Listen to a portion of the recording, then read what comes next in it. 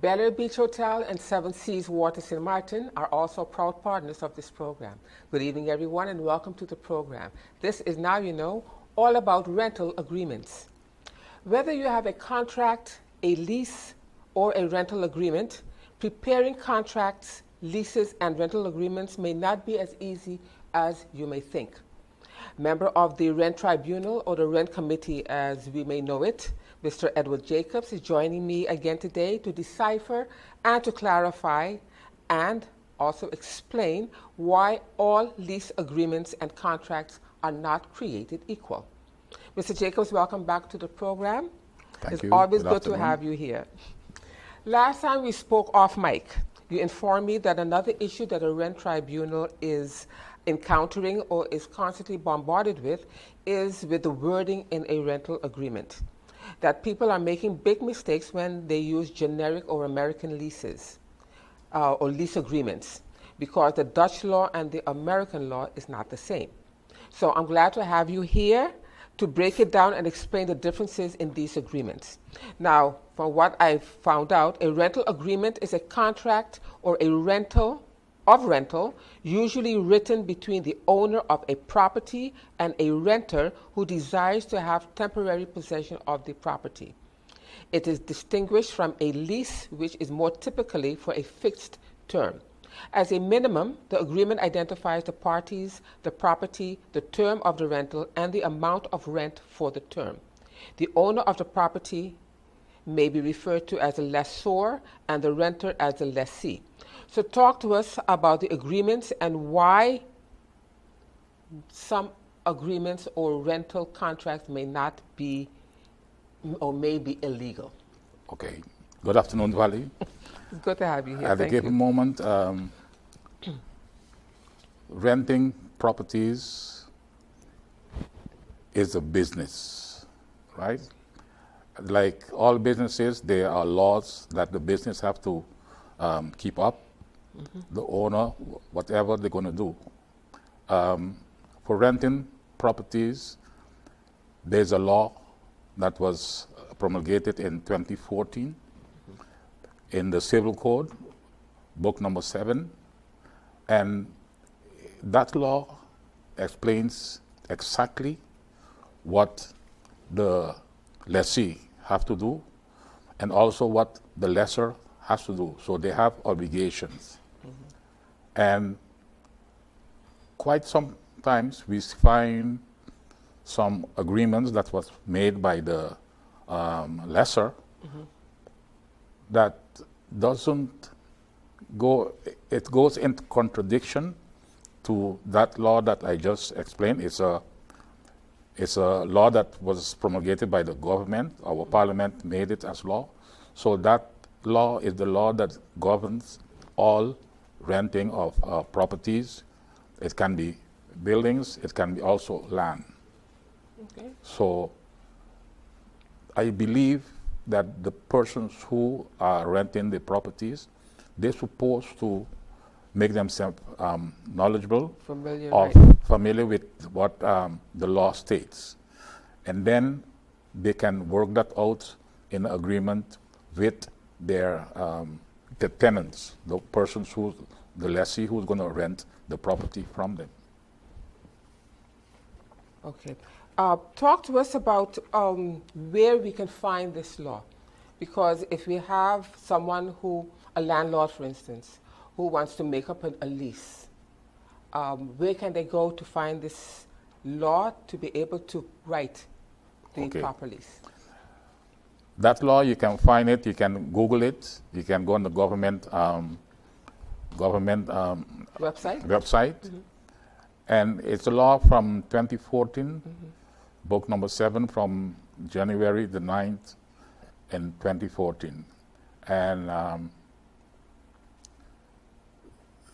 that law, it is in Dutch. And that is a problem that we have been having for quite some time. And at this moment, we are busy getting the law translated from Dutch to English, so it can make it easier for those persons who are do not master the Dutch, or maybe the Dutch is not of that caliber that they can because legal laws, Yeah. it's sometimes The legal difficult. terms are Terms are always difficult difficult. for the layman. The average Yeah, person to get. Okay. Okay. Mr. Jacobs, maybe you can tell us what makes a legal contract and what makes an illegal contract. Well, a legal contract must contain all the provisions that the law describes. An illegal contract is a contract that has in certain statements, or the lessor puts in certain things that they might have read on the computer from American law or from England or from Canada, and they say, hey, this is good, we'll put it in our agreement also. But when that agreement, you go to test it, and you see, hey, this is something that it doesn't stand with the law that we have, so that part of that law is illegal. It might sound good on paper for the lessor, Right. and the lessee will also, well, yeah, he put it in, I need the place, I can sign it. And then when the time comes that there's a little problem, and there is where people comes by the rent, you come to the rent tribunal for advice. But then you sign something already. So you are bound to that Correct. contract. And what we tell them, listen, we cannot change that at the given moment. You sign it. If you find that the lessor did something illegal, then you'll have to take him to court. Mr. Jacobs, is a verbal agreement legal? A verbal agreement is legal. The only thing is that when problems start, there's not document No documentation. to prove Or disprove anything. Yeah. Yes. You see, and when you go to court, when you come to the rent tribunal, we also ask, this statement that you give in here, did you answer your landlord in writing? No. The landlord will say, no, you never tell me nothing like that. So paper don't get tired. Right. Once you have it, you file it, and when you need it, you just pull it up, and that is your defense. Talking about filing, does a rental agreement have to be registered? No, we don't register. registered? No Okay. rent. No, Okay. no, we don't do Okay. that. Okay. Rental agreement, does it have to go through a notary? You don't have to, but I think the best way to do it is have someone with a legal background help you make up. Okay. Yeah, So either a notary or a lawyer? a lawyer. Okay. Okay. Talking about valid lease agreements, what is an invalid lease agreement? An invalid lease agreement is a lease agreement that contains statements that does not fall under our law. Now, And what they state at the final of all those agreements, those leases, is that it's governed by the law, the legal laws from St. Martin. But when you go and scrutinize that lease agreement, certain things in it are not in accordance with our law. It makes it that it's not valid. So when you have a property and you want to make up a lease to rent that property, you put your stipulations in place, and then you take it to a lawyer or notary to look over, and then you can make changes? Or should you just go and have them start the process? Yes, you Of can. writing it. You can do both. You can do both. You can prepare what you think is legal, and when you go by the lawyer or by the you go by the lawyer, then they will tell you, listen, this we have to change. This is what you need to know. You know, there's a lot of things. For instance, there's a maximum that a person can charge for rent. It's stipulated in the law. Okay, there's a maximum. Per year, it cannot be more than 12% for a residential building. 12% of what? Of the per year of the 12% because of the Value of the building value of property? the market value, that also contains the value of the land, the property land, and the building.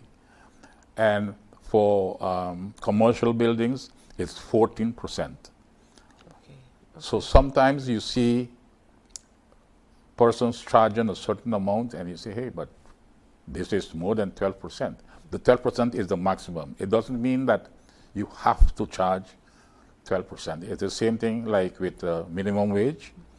The minimum wage is a guideline, but if a person, you can't give everybody a minimum wage, you understand? Right. So that's it. And there are also stipulations when you rent in parcels of land, right? A plot of land. If you rent it for residential, then the rent tribunal can deal with it. But if it rented for commercial purposes, it doesn't fall under the rent tribunal.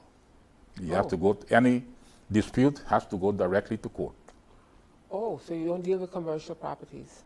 No. If they rent a parcel of land to build, and they're going to do commercial on it, it doesn't fall under us.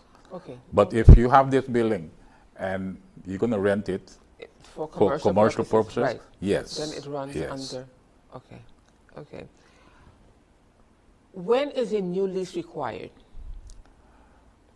A new lease, actually, it's required after the old one expires. Let's say I have a lease from January the 1st till December 31st. The lessor is supposed to present me with a new lease before the one expires. But if it happens a lot that no new agreement is presented, and the law states that that agreement continues for the same amount of time that the first lease was. So if it was for 1 year, it goes over now for another year. Okay. If it was 2 years, the same thing. If you want to make changes after the first year, how do you go about doing that? You can make changes, and then you have to discuss it with the person, with the lessee. So it's just a conversation between you and the lessee. Correct. It doesn't have to go to the rent tribunal, doesn't have to go to a lawyer, doesn't have to go to a notary. It's just between the lessor and the lessee. Once you know the laws, you don't have to go to the rent tribunal. Breaking leases or breaking contracts. How does one go about doing that, Okay. Mr. Jacobs? Termination of contracts, of agreements, is something that it falls under the rent tribunal, right? And there are ways how you can start that process. Because as we know, the lessor has obligations, the lessee also have obligations, right? And at the given moment, let's say the lessee doesn't pay his rent on time, constantly, or they late, or the lessor tell him, listen, deposit the money on my bank account, and they don't do that.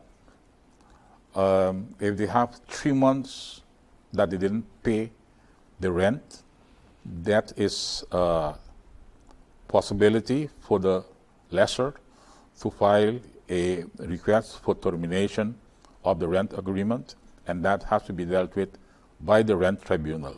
Okay. Eviction as well. Termination or eviction. There's a difference. Yes. Talk to us about the difference between eviction The rent and tribunal termination. the rent tribunal does not evict anyone. Really? The rent tribunal terminates the rental agreement, right? When they say they terminate it because you're not living up to your obligations, they gave them a certain time that they have to move. After our decision, and both parties pick up their decision, they have to sign that they receive it, and then they have 6 weeks, both parties, to appeal it. They can go to court. If after 6 weeks nothing has been done, then the lessor will come by us, get a document that the lessee picked up their decision, they get a copy, they go with it to the courthouse, they will get a statement, they call it in Dutch a verklaring, with that the lessee did not appeal the case, and then the lessor will come back to us again, and then we will issue them a grosser, that is a document where we will give them permission to go to the marshals, and the marshal will then start the process of eviction. Okay. Is they have to go to a marshal to evict. So the rent tribunal will terminate, but a marshal has to evict. Correct. Okay.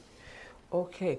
Long-term leases. We're talking about not just a year. We're talking about 5 years, 10 years, 30 years.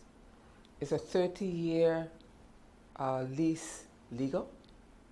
Once they sign it, Okay. once the Okay. whoever Okay. are involved and they accept it, So you can rent for as long as you want to. yes, but at a given moment, in between, they can request termination on certain grounds. They got to be valid grounds to terminate. Okay. Okay. Responsibilities, Mr. Jacobs, of the lessor and the lessee. Okay. The landlord have to make sure that the property that he's renting to the lessee, that is in good condition. They have to make an inventory list of when they going to rent this lease. Let's lease it out to the tenant, and the tenant also must have a copy of that list to know exactly in what condition the property was, the building was, and when when they are going to leave. Let's say the tenant is going to vacate the property, you have to give it back to the lessor in the same condition that he or she rented. Some people have the tendency of hanging up pictures, boring holes and things, and then they can just paint the building inside and leave those holes in the wall.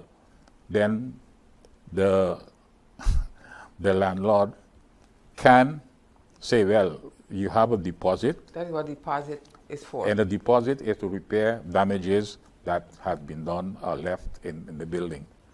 What happens, Mr. Jacobs, if the repairs are much more than the deposit? Well, that doesn't fall under the rent tribunal. Who does it fall under? You have to go to court. Because, listen, if it is more than what the person paid for as as a deposit, that means they destroy the personal building, you know. And Go ahead. And at the given moment, you spoke about deposit. I spoke about deposit. Deposit does not fall under the rent tribunal.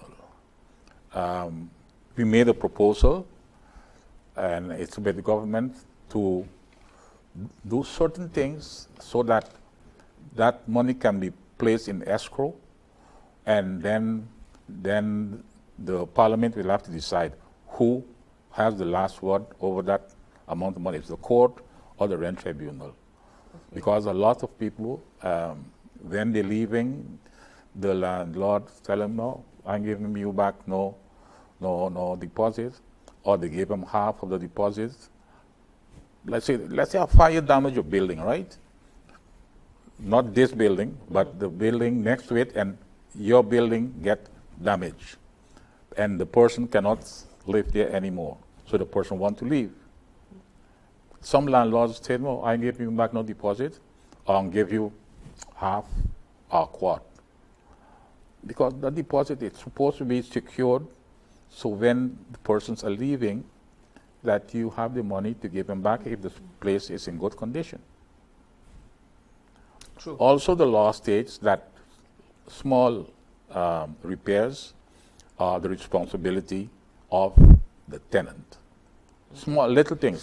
Give us some examples. Let's say a doorknob damage, the faucet is not working, the plunger from the bathroom is not working good. Those things are considered small issues.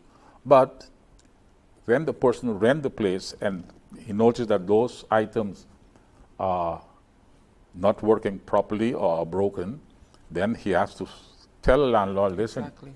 I want you to fix these issues because I cannot live with this. My door, I don't know, somebody can come in, water can be running all over the place, and if the landlord take too long or a long period of time and it doesn't fix it, then the tenant themselves can fix it, save the receipts from labor and what they had to purchase, and then deduct it from the rent. But not withhold the rent. No, You you can't can't withhold decide the that rent. I'm not paying rent at the end No. of this month because my faucet has been broken for 3 weeks and you promised to fix it and you haven't fixed it, so I'm not paying rent until it's fixed. He cannot Okay. withhold the rent. Okay, all right. Talking about withholding rent or issues with landlords, Mr. Jacobs, inspections. You have a tenant and he's been living there for, let's say, 6 months. He has not been paying his rent on 6 time. months? 6 months. He has not been paying his rent on time. But, so, you asked him to move, but you haven't checked the apartment. You walk into the apartment and you find 3 broken windows. The floors are all torn up. The bathroom is in disrepair, but you knew that you spent good money getting the apartment in a livable condition. What recourse does the landlord have? Can they put in a lease or an agreement that I'm allowed or I'm going with notice to come in every 3 months to check and see that Well, of course. you're keeping my apartment that I paid so much money for in good condition? Yes, the landlord has the not freedom, but he has to contact the tenant before and then set a time that both fits both of them, and then they can go and inspect the property. But it's not that the landlord will come every 2 weeks. Right. You know, it's got to be reasonable. But suppose you set a time and a date and the tenant doesn't let the landlord in. Does the landlord have a recourse to? If the tenant agrees that come such and such a day and such a time, then the tenant will have to leave, give the landlord, landlord in. leave the person enter and check the apartment. Okay. But the landlord cannot go. Let's say some landlords have a Duplicate key. spare Yeah, key, spare key, yeah, and they duplicate go inside and they walk around the person's building or apartment while the person is not home. That is illegal. key. Okay. Because you enter, although you have that key, but that key you use it to enter without my permission. So they can file a complaint with the police and the landlord will get in problem. I'm playing devil's advocate here. A fire breaks out, God forbid, in the apartment. You cannot find the tenant. Can the landlord then open to have the fire extinguished? In that case, yes. Okay. Okay. Let's say they see water running in and they running Exactly, outside, right. and And they they cannot get- locate Okay. the tenant. The landlord can go inside then because of this something going not right, Okay. and to inspect to see what it is. So that's not illegal. That's allowed. Yeah. Okay. Let's go on to another topic. The rent tribunal, are you currently open? Yes and no. Okay, you've had some issues. Talk to us about the rent tribunal. The rent tribunal at the given moment consists of 3 members, right? A chairman and 2 board members. Each and a secretary will be attached to the rent tribunal. Each member has someone that will replace them in case they are not available, right? Right. At this moment, we presented a document to government to revamp the renting tribunal, but as long as that doesn't come true, the rent tribunal cannot operate at this moment. You see, because there are persons who are not coming and working, and they're on the list, but they're not functioning. And at the given moment, as soon as the government, we get the decree signed that these are the persons to deal with the rent tribunal, we will start dealing with cases again. At this moment, we're not dealing with cases, and it's a pity because when landlord comes by us and the person owes more than 3 months, we have to no other resource than to tell them to go to the court and file a case with the court and leave the court deal with it. Okay. Some landlords say it's a lot of money, but I mean, the rental business, we work for free. I mean, we don't collect nothing. But at a given moment, if the person owes you 3 months and you're going to wait 3 more months or 6 months before the rent tribunal is operational, then it's a lot more money you're losing. Right, right. And when you go to court, you can also ask the judge to condemn the tenant to pay you the rent that they owe you. By the rent tribunal, we cannot do that. We don't have that power to tell the person you have to pay. But the judge can force them, and the landlord can enforce it legally by going by a lawyer or whatever, and then leave them, put a lien on the salary or whatever. But we cannot do that. Okay. Okay. What other issues can you take to the rent tribunal? Let's say you have an empty or an apartment that's in disrepair, but someone needs, it has a roof, it has a ceiling, it has a roof, it has doors that can close, but inside is a mess. And the renter decides, listen, I will fix it up, and we can come to some kind of agreement how you're going to get paid. So either I pay half rent for X amount of months until I'm paid back, or the landlord may say, if you want to live here so bad, you can have it, but you still have to pay my rent. But any kind of repairs is on you. Is that legal? No, at a given moment. Even though the renter decides, yes, I will do it because I want to live here. The renter, when he going to decide that he's going to repair whatever needs to be repaired, he have to put it in writing to the landlord, and then explaining the landlord under what conditions he will repair. If the landlord says, no, if it's $500 you have to pay, I want my $500. I ain't taking no 300 or 200 until you finish, no. Okay. So because the person is not renting yet. Okay.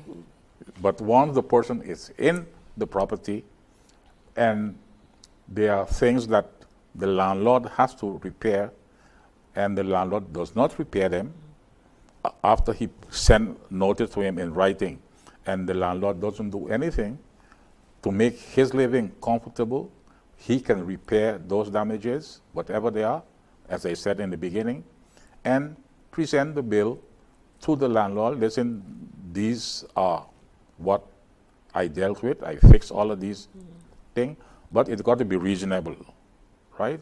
Okay. It has to be reasonable. Let's say you spend $1,000, you don't tell them make up a bill of $2,500. It has to be reasonable, right? Okay. And then I will withhold whatever amount. If it's 1,000 guilders, I'll hold up 200 every month until the $1,000 is paid off. Mr. Jacobs, you're renting an apartment or you're renting a building, a commercial building, and you have it for 5 years. Then you sign another contract for another 5 years. But you know the building needs a good paint job. Who's responsible for that paint job? The inside of the building is responsible of the tenant. The The outside is responsibility of the landlord. Okay. Okay. You give a business a building in brand new building. He decides he wants to change the windows, and they're brand new windows, but he wants to change the windows, he wants to change the door, and he wants to change up, do some other alterations inside. Who is responsible for that? Well, he needs permission from the landlord. He cannot go and change it on his own without permission from the landlord. Landlord says, okay, you're going to change them. I want to know what material he's going to use, what kind of windows you're going to use. If the landlord agrees, it's no problem. But if he go and do it on his own, right, that means the landlord can ask for termination because this person is dealing with issues that I never gave him permission to do. He want to break open a wall to put something there. All of those things are illegal. Whatever you want to change on the building, you cannot do it without permission from the landlord. So if he goes behind the landlord's back and he does it anyway, it's grounds for termination. It's a reason for termination. Would he have to replace or put back the window that was taken out and the doors that was taken out? And well, that will be a case then for them to. We can say termination at such date, but then to replace the windows and doors that you remove, that's not on. We don't have to deal with that. Okay. We deal with terminations. Mm-hmm. And what else do we deal with? We also deal with establishment of the maximum amount of rent that a landlord can charge, right? But there's a big but there. If a building on the market value is more than if it's more than 200,000 guilders, then the rent tribunal cannot establish the maximum rent. Okay. And on that also, we requested when the law was being prepared to make that amount much more than that, because the persons who were working it, they look at Curacao and Aruba, and you cannot compare labor and material with Curacao and St. Martin. In Curacao, you build a house for 200,000 there, you have a palace. In St. Martin, you build a house for 200,000. Yes, you have a house, yeah, but it's nothing compared to the mansion you have in Curacao. You see, and there is where the majority of buildings that you see, some of them, we cannot touch them, although they rent them to middle-class people. It's not people coming from abroad renting a big building or whatever. And there is where charging $1,000, $2,000 a month, local persons that have the income, a reasonable income, when they pay 2,000 guilders, they can't feed them, their family. And all of those things are things that have to be regulated, and we cannot decide the amount, but we propose an amount, and then Parliament will have to decide if that amount is reasonable, so that landlords don't take advantage. Because once the property is have a market value of more than 200,000 guilders, they can charge whatever they want. Okay. Increases in rent. I believe on the front side, I was told once that every year rents go up by 10%. Is that legal on that side? For a landlord to ask for increase of the property, he needs to go by the rent tribunal, right? If the property is not, the value is not more than 200,000 guilders, and then the rent tribunal will evaluate and see if the amount what he wants to, if that building is worth to increase. And if the rent tribunal say, listen, you know what, let's bring in an expert, we go by an expert, and then that expert will evaluate the maximum amount that can be charged for that building, and then we will deal with it, with the request from the landlord. And how will you deal with the request? How will you deal with the request? After it's checked, and let's say What are some of the points that you look at to be able to grant the that? state of the building, how the building is, where it's located, the neighborhood where it's located, all of those things counts. Because, land now, even for the government self, the price went up. The price of the parcel of land that you leasing from government, a lot, it's gone up a lot. And all of that also is brought in to establish the maximum of the amount of that building, what the building and the property, the plot of land costs. So there you have to take those into consideration. And a person who wants to build a house for 250,000 guilders, well, they can charge anything they want. Yeah. But if legally they go by it, they still have to take into consideration the 12% of the building. They cannot charge more than 12% of what the property costs in a year, not in a month, in a year. Okay. They have to deal with that. And a lot of tenants do not worry with that. They want to live there. They can pay whatever amount. But if legally they go and check market value, this is the price, 12%. In a year, it can be more than 12% of the value of the property. Mr. Jacobs, can a tenant, do you have to live up to your obligation? Here's an example. You rent an apartment and you love the apartment, everything was going well. 6 months into your lease, you lost your job and you can't afford, or you and your husband, boyfriend, whoever broke up, and you're stuck with this apartment now to pay the rent by yourself. You cannot afford to pay it anymore. That's a cause for breaking of a lease. You go to your landlord.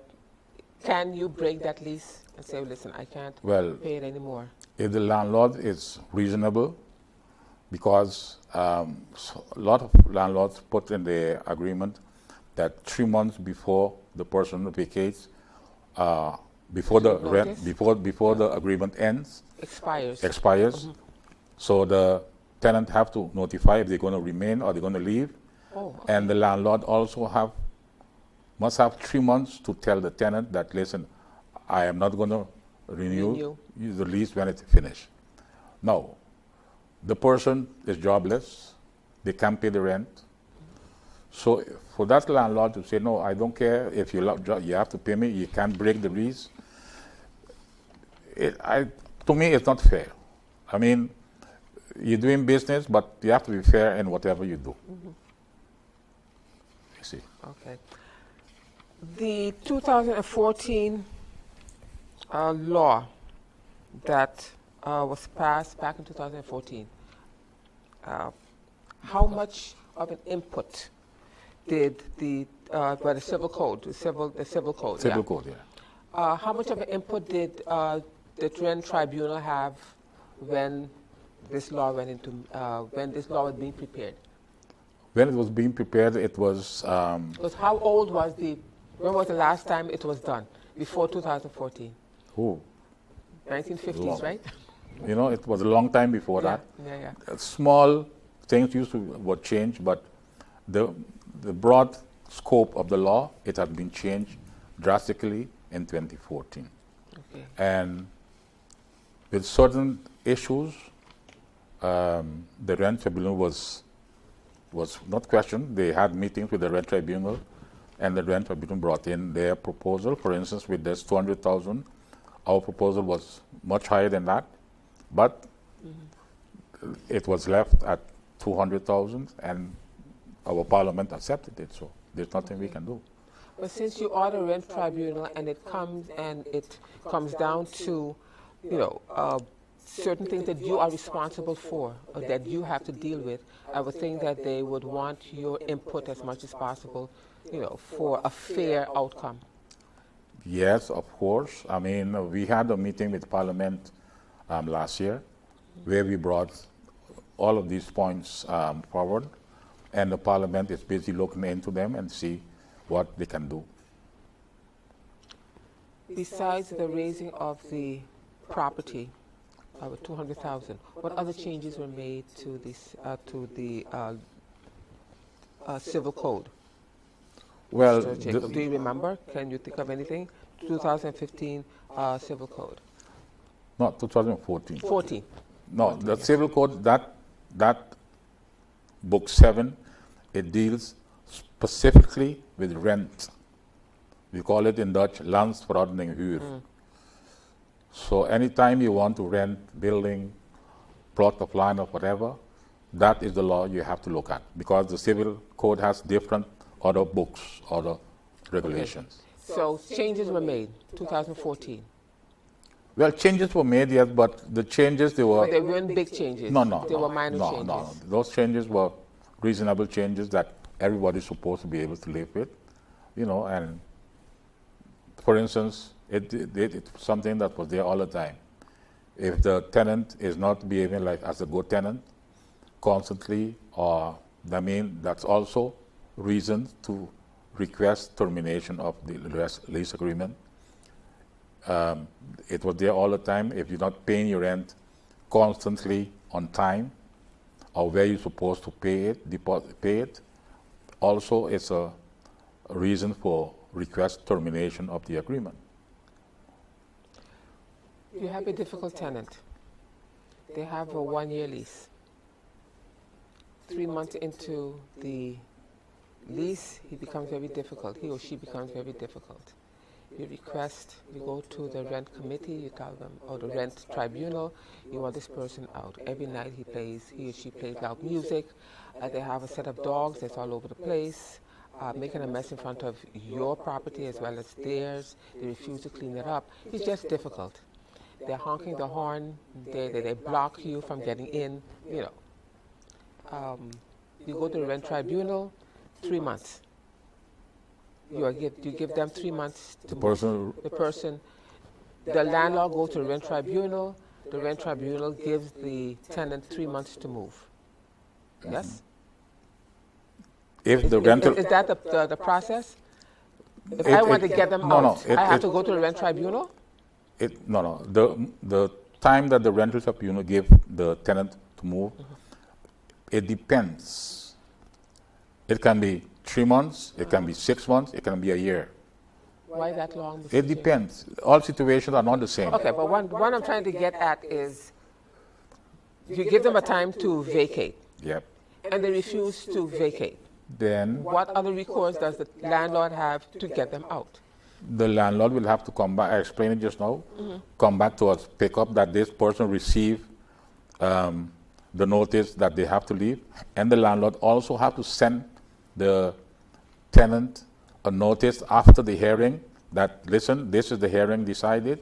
So, okay, now after 6 weeks, if none of the parties appeal, then they come back to us, get the document that this person picked up their decision, go to court with it. The court will give them a statement saying that the person did not appeal, so there's reason to continue, and they will come to us. We will give them a document, sign it, with which they can go to the marshal, and then for the marshal to evict the person. You get the eviction notice, the tenant goes off island, leaves all of his or her furniture and everything else there. What recourse does he's a tenant from hell, put it that way. Simply put, a tenant from hell. He or she just refuses to move. Well, the marshal has the power to move all the person's stuff. Okay. Put them on the road outside. Okay. If the tenant is very aggressive, he call in the help of the strong arm, which is the police, Police. Okay. and then police will deal with it. Okay. Okay. That's what I wanted to know. Because you have some like that. They go away, and they tell you that you can't move their things because they're not here. And even though some of them may be paying their rent, some may not. But some people, they say, even if you're paying your rent, you're still a tenant that is unbearably difficult to live with. And constantly, there's always some complaint. So you want them to move. No, all cases are not the same. Okay. Because the landlord can put in the agreement, they don't want no pets, Right. right? And then they bring in 3 dogs. From the minute they bring 2 dogs, I mean, they're not adhering to your agreement that you signed with them. So, right then and then, you can start the process. Okay. Okay. Because that's in the agreement, no pets allowed, All right. right? No mechanic work being done on the property. Probably you see 5 cars in the yard, the guy working mechanic every day. All of those are reasons to terminate. Okay. This 2-month security is supposed to be 1 month security, 1 month's rent.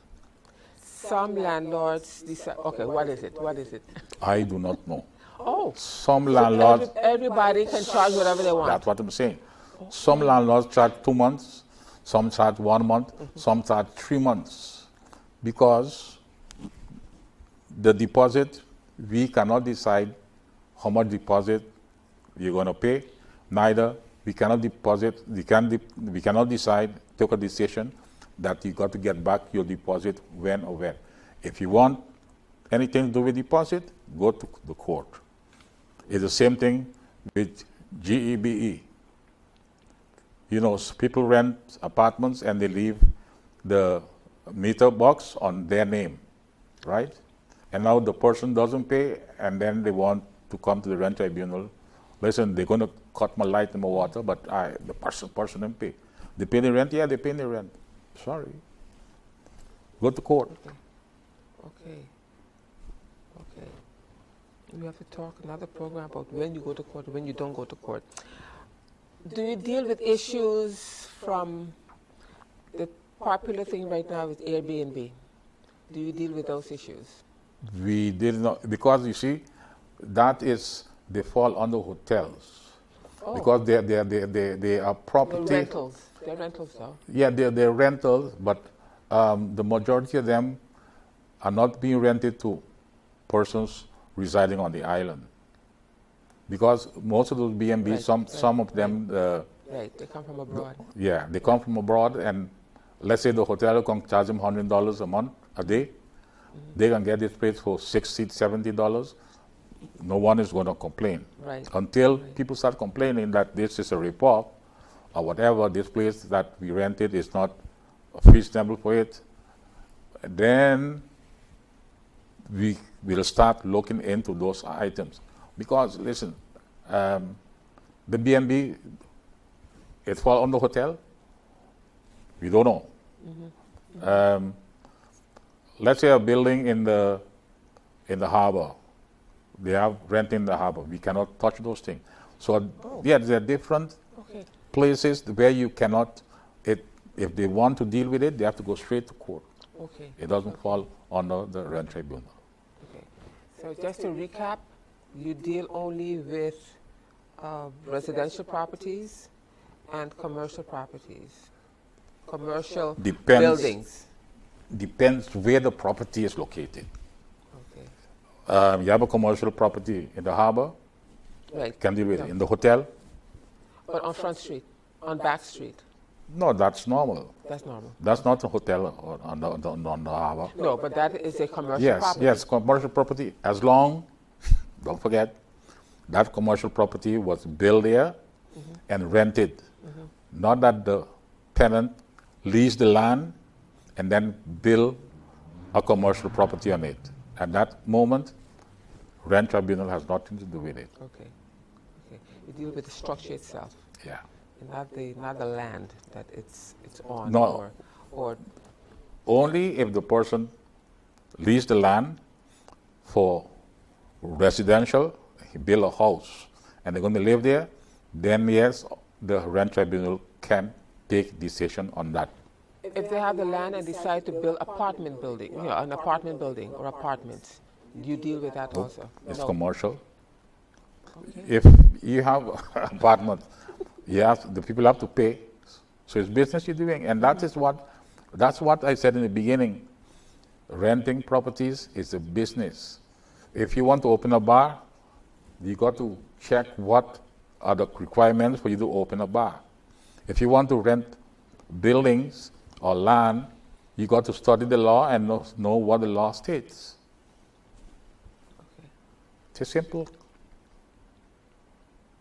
Like that. Go online. Go online. Do you have a website?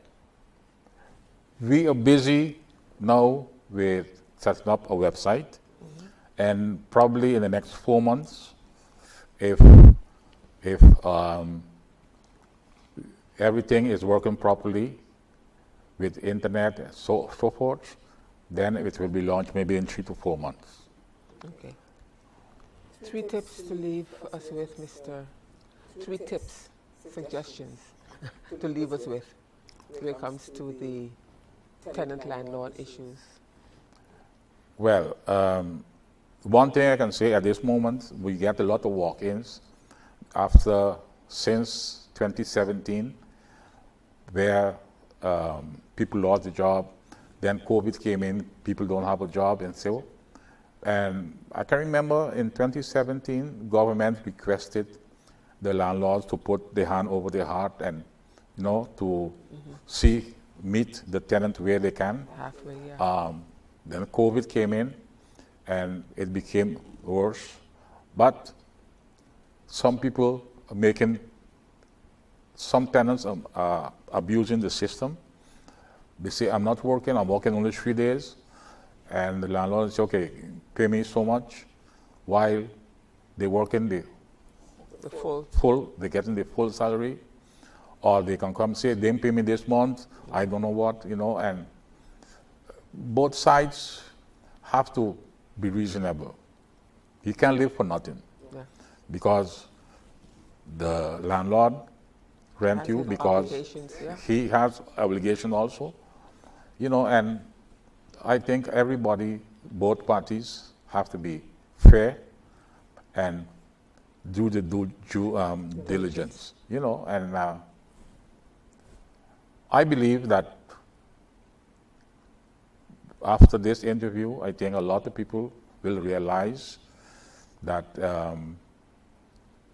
they have to beef up the system, because a lot of them say, it's my building, it's my property, and nobody can tell me how to do or what to rent it for or not, because that's it. For instance, people build a hotel, apartment complex, and they say they don't have to go to the rent tribunal. The complex might cost $300,000, but each unit has a value, and that is what the rent tribunal is going to check. Each unit, what is the maximum amount that can be charged for that unit. Okay. Mr. Edward Jacobs, member of the St. Martin Rent Tribunal, it was a pleasure having you back, and we're not finished yet.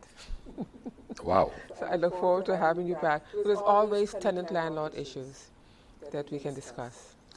No, you see, okay, I think with time, people will start realizing, hey, I have obligation and I have to live up to it. Both parties, Yeah.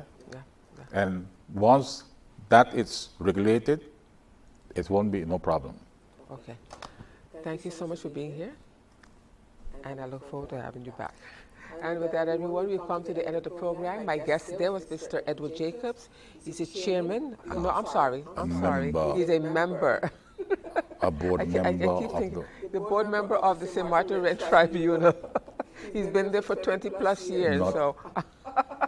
But he was here with me today explaining contract leases, and rental agreements. So until next time, and I'll be back with another informative program. Thank you so much for joining me, and do enjoy the rest of your evening from all of us here at PJD2 1300 AM, PJD3 102.7 FM, the voice of St. Martin. Bye-bye now.